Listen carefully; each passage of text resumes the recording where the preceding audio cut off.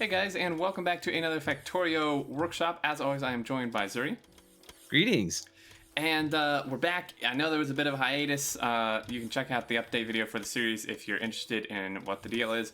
But we're back doing a new submission by Clrmin. And this is an interesting smart smelter unit, which is stampable and also, or tileable, and it switches between resources, hence the smart part. It'll smelt any of the resources, brick, steel, copper, or iron. And you can see there it just actually switched from all iron to 3 copper and a brick. And I'll let you, Zuri, go over the smarts. Are actually fairly straightforward. And one nice thing about this is it's made very compact as well.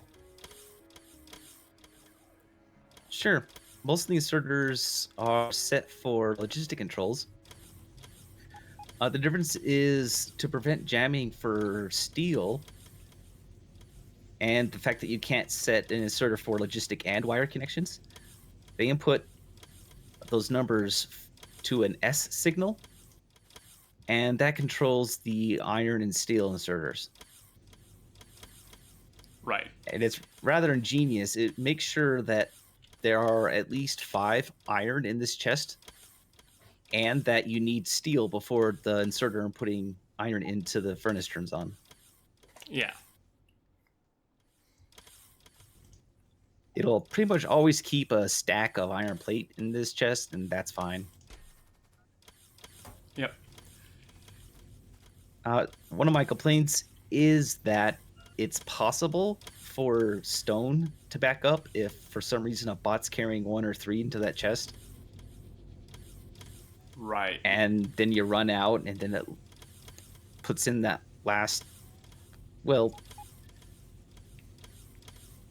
yeah, it's limited to not... so it's possible to carry 1 still. Mm-hmm. Yeah. Other than that, it looks like it would work great. Yeah, definitely. And I'm just kind of on my screen showing off the, I'm just opening the combinators and stuff. So yeah, so we already said this one that it doesn't let the inserter pick up unless there is 5 in this chest, and this controls the steel. So if there's more than 9.6k, and you could change these, to whatever, like the steel and iron amounts here to what you want. But if there's more than 9.6k, it outputs a 1S, and then that goes into the circuit network, which is wired to the iron pickup guy, the iron ore. And so if S is more than 0, meaning if it has 1, then it will insert. And then the stone and the copper don't have combinators, but they're just wired still to the circuit network. Copper is 24k as well. Stone is 4.8k. And it is active provided into storage. Now, typically we wouldn't advise this, but for a smart smelter, that is something you probably want to do. Otherwise, you could definitely jam up if you use passive providers. And Yeah, I forgot to put that there earlier. Oops. Oh yeah, whoopsie. So we have a void chest here, just taking the stuff.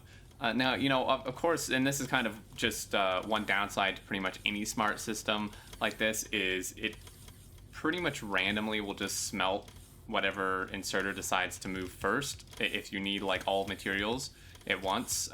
Like, so when we first started, they all were doing iron, even though we need all materials. It just kind of depends what inserter decides to pick up first. So that is one downside to systems like this, is that it will just kind of do it randomly until you reach your limits.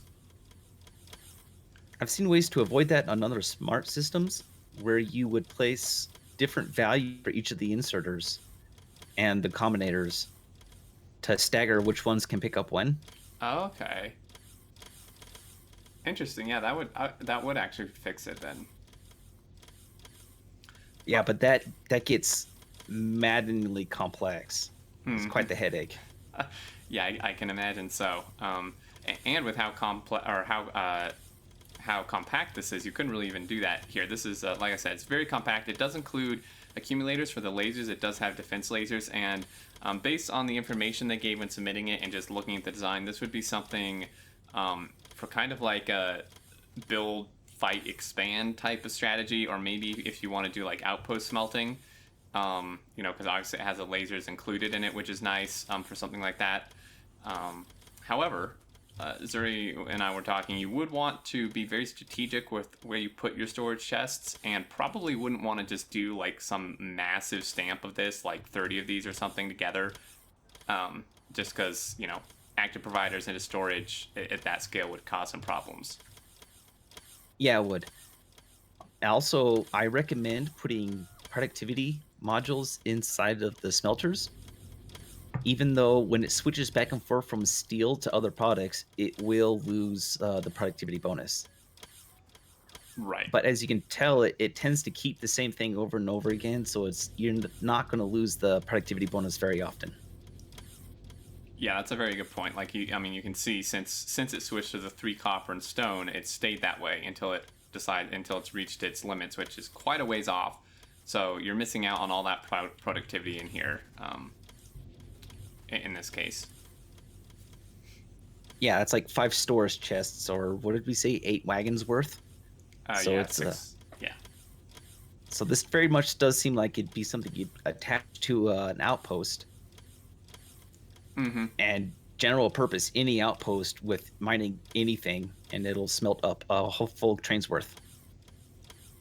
Yeah, very handy. You don't have to like set anything. You just stamp it down to any outpost, or even if you have like mixed ore patches, it'll just do its thing, fill up the trains, and you'll be pretty much good to go.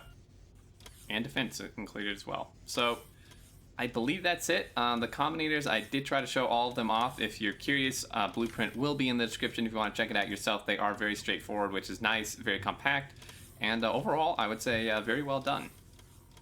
Indeed. All right, that's going to do it, guys. As always, thanks for watching. Hope you enjoyed. Keep submitting stuff if you have it. And yeah, that'll do it. Leave your thoughts down below. Until next time, we will catch you later. Later.